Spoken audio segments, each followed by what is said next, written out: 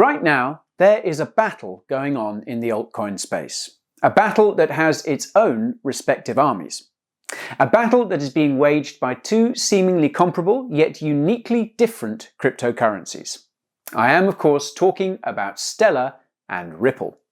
So, in this video, I'm going to break these projects down and give you what you need to know, objectively, impartially, and based on cold, hard facts.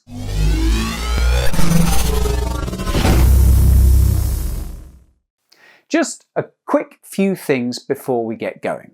For those who don't know, my name is Guy, and I'm many things, but the one thing that I'm not is a financial advisor. As such, be sure to do your own research when investing in crypto. And if this is the first time we meet, the pleasure is all mine. Now, why don't you go ahead and subscribe as well as turning those notifications on? That way you can get our latest videos the moment they leave our crypto kitchen. Anyways, let's get back to the battle on the blockchain. Now, to start off with, we have to take a look at why these coins are considered so similar. Well, they're both cross-border payment systems that want to facilitate growth and adoption in the crypto world. They're both cryptocurrencies and they share the same codebase. Additionally, Jed McCaleb, the founder of Stellar, played a significant part in the creation of both projects. Now, of course, if you're familiar with both projects, then you'll know that they have very different targets. Ripple, for example, targets financial institutions, payment providers, and corporations. Stellar, on the other hand, focuses on the individual, as well as providing low-cost financial services to those in developing countries. So, both want to build secure and fast payment networks. However, Stellar wants to place this network in the hands of people, and Ripple in the hands of financial institutions. Now, neither approach is necessarily wrong, and both will likely have a disruptive force on our traditional payments ecosystem. So, how do these two projects work? While those familiar with Ripple would have recognized its xRapid and xCurrent terminology, the project recently decided to integrate these services under one platform called Ripplenet, which is a closed-source network. With Ripplenet, users have access to global payments, on-demand liquidity, and payout options in more than 40 different currencies. Ripplenet focuses on its Internet of Value to provide seamless, certain, fast, and real-time transactions for its users. This global decentralized network offers a frictionless experience for global transactions. Payments are processed efficiently through pre-validated transactions, which lowers the cost and speed for worldwide transactions. By comparison, the technology behind Stellar is open-sourced. It supports tens of thousands of people every day with its decentralized network. The project allows anyone to settle payments, trade, or issue assets. Stellar is designed to be a global payment system, which allows its users to rise above local economies and interact with international markets. The project makes it so that a person isn't limited by their borders. Additionally, Stellar is currency agnostic. It will handle any asset, including fiat currencies. It's cheap, which means that users aren't going to be bogged down with transaction fees. Stellar lets users interact with one another. There's no middleman to work through. The platform is ownerless, belonging to everyone who uses it. Let's spend a moment now and talk about the consensus mechanism for each project. Now, Ripple uses its very own XRP Ledger consensus protocol, which it refers to as XRP Ledger. With XRP Ledger, anyone who accesses it can view the most recent state of the network as well as any transactions.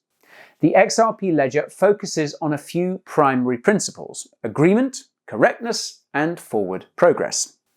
Every participant on the XRP network selects a validator, which is a server that's configured for participating in the consensus process. As the network moves forward, each server uses its validators to agree upon the set of transactions that should be included in that ledger. If a large enough percentage of the servers agree on the transactions that should be approved, consensus is achieved. So long as 80% of the trusted validators agree, the network moves forward. If that number falls below 80%, then the network ceases to make progress. Comparatively, Stellar's consensus mechanism is called the Stellar Consensus Protocol, or SCP. Clever, right? SCP is a federated Byzantine agreement, which means well-behaved nodes on the network can sustain it, even in the presence of nefarious nodes. As a result, SCP is a Byzantine fault tolerant, basically a feature that prevents nefarious nodes from relaying false information.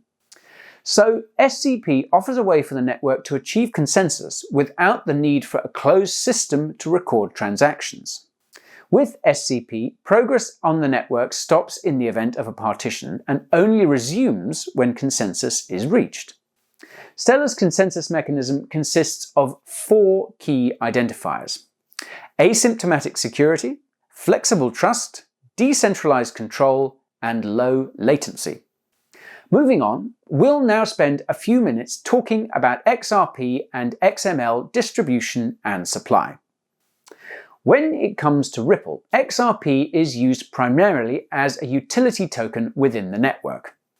Whether XRP is a utility token or a security has been a hot-button issue for quite some time now. The SEC is still silent on it, but just recently the UK's FCA categorised the token as a utility and not a security, so that's a positive step.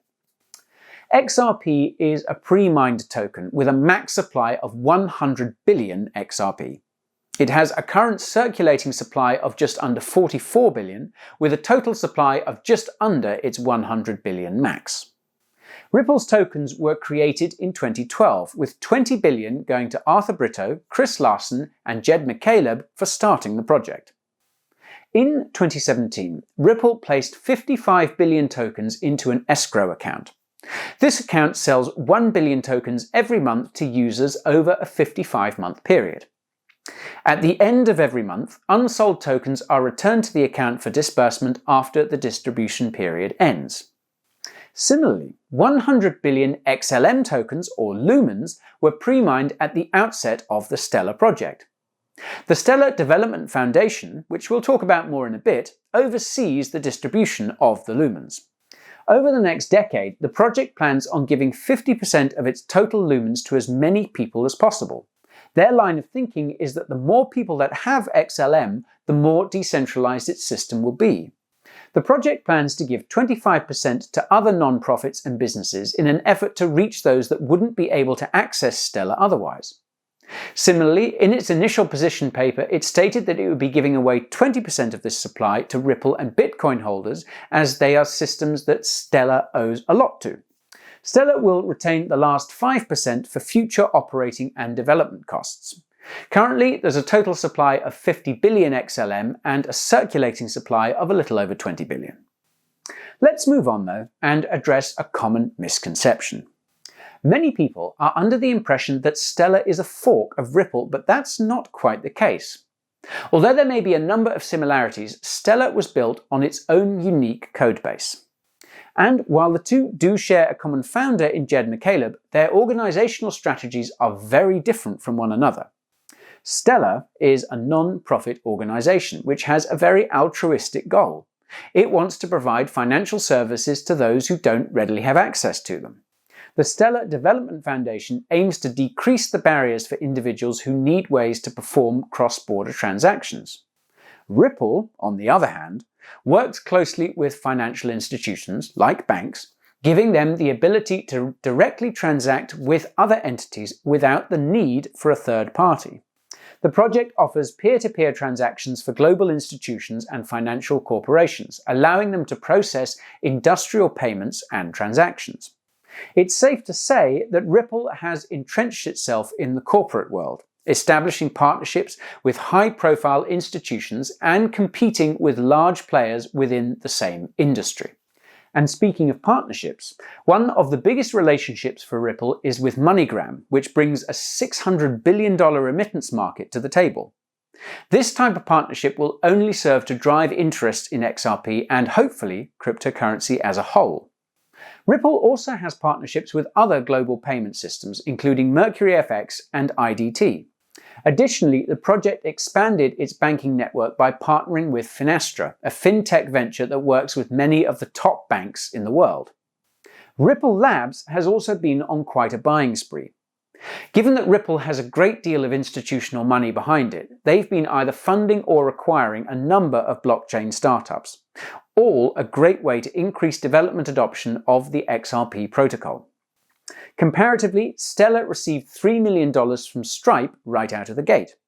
If you aren't familiar with Stripe, it's a large payment processing company based in Silicon Valley. Having this type of backing is a huge boon for Stellar. Stellar has also announced a relationship with IBM, which allows the project to bring banking infrastructure to parts of the globe that aren't easily accessible. Other partnerships for Stellar include Deloitte, Tempo, Wirex, and many more. But what challenges lie in wait for these two projects? Well, for starters, Ripple has had to deal with the scrutiny of being considered a centralized entity. The point of cryptocurrencies is to be decentralized, and there are many who would argue that Ripple is not. Then, of course, there is that outstanding question of the legal status of XRP in the United States. The SEC has still not cleared it of that security status, which many cryptocurrency projects fear. However, it is a positive development that the UK FCA has outlawed this as being a security. It could set a legal precedent. Another challenge that Ripple faces comes from the financial institutions themselves.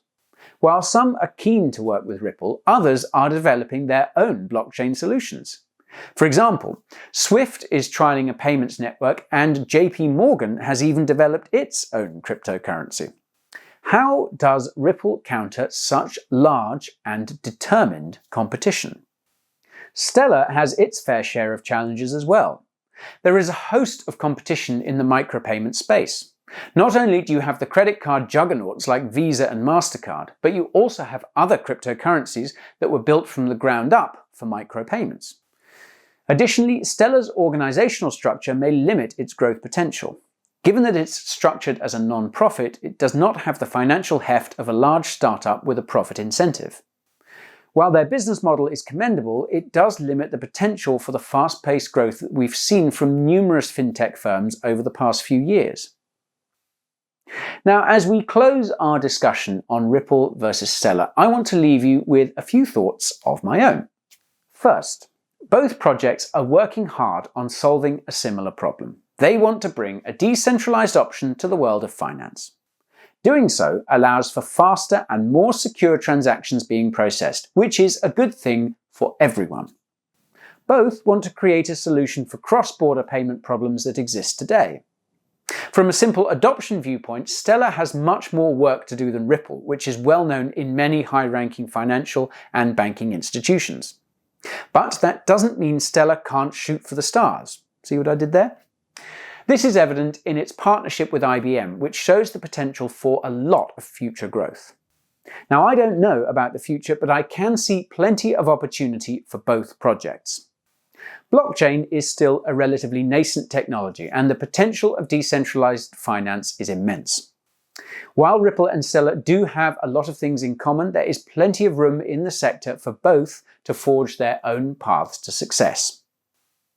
So, what do you think? Is Ripple ready to wave into a tsunami? Will Stellar shoot for the moon? Share your thoughts in the comments. And if you found this overview helpful, then don't forget to give me a thumbs up. Your support is always much appreciated.